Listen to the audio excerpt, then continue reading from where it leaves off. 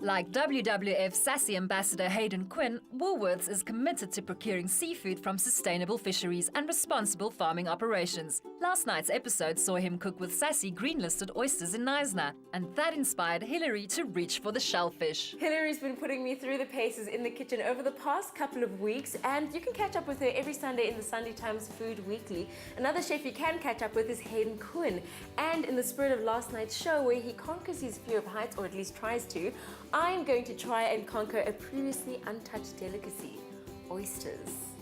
I know you're feeling a little bit hesitant about I'm this. very hesitant, I must say. But you know, with Hayden's recipes, we're going to show you how extra delicious these oysters can be.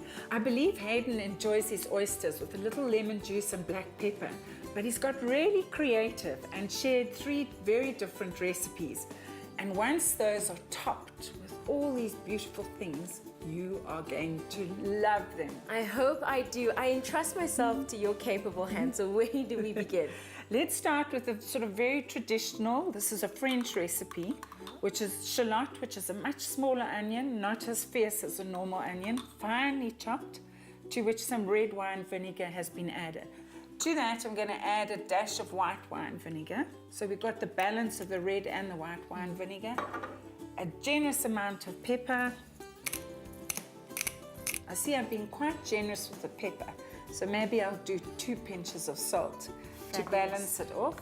That will dull the taste of the oyster if you're terrified. What I'm going to do is set this aside just to marinate, because we're going to have this grand finale where we're going to put the different toppings on the oysters. Fabulous. All right, the next one is a sort of Japanese influence. So we have here some spring onion that's been finely sliced. Your favorite, I know you love ginger. Absolutely. So I'm gonna add a tablespoon of finely grated ginger. I have mirin, which is a rice wine that is consumed a lot in Japan. It's made from fermented rice. This is some rice wine vinegar.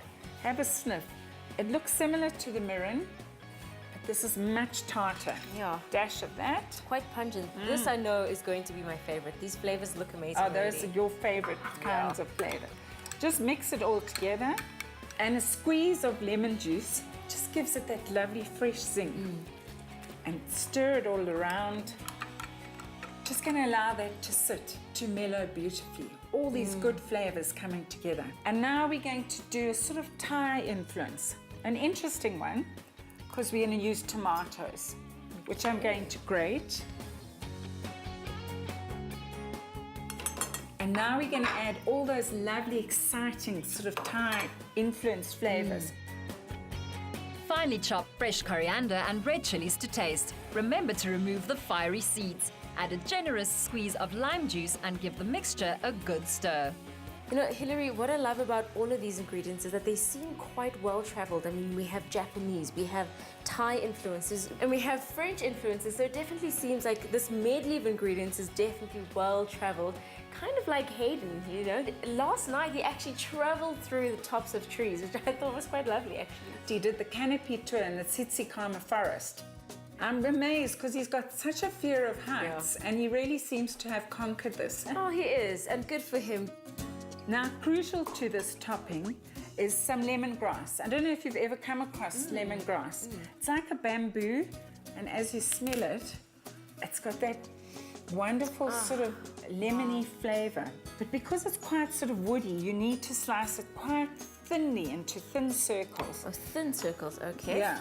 And a dash of fish sauce. This is what gives it a lovely sort of salty flavor. And just a dash of soy sauce just fits in with that sort of Japanese-inspired flavor. And there we have it, 3 delicious condiments for our oysters. The time has come to try them out, though. Yes. While Tenji and Hilary add the finishing touches to their decadent oyster platter, here are a few important things to keep in mind. Oysters in a shop should have their shells tightly closed. They should feel heavy for their size, like fruit. Avoid any that sound hollow when tapped. Ask where the oysters were harvested and support sustainable seafood practices. Time to do this. Let's go. So So It's really good. You're not shocked and stunned. It's really delicious. And if you would like to try any of these condiments on your next candlelit dinner, well, all you have to do is SMS the keyword Hayden to 33728 and we'll send you a link to the recipe and the ingredients list. That was absolutely delicious. I think I want to try the others though. Oh, good. I'm so pleased we've inspired you to try something new.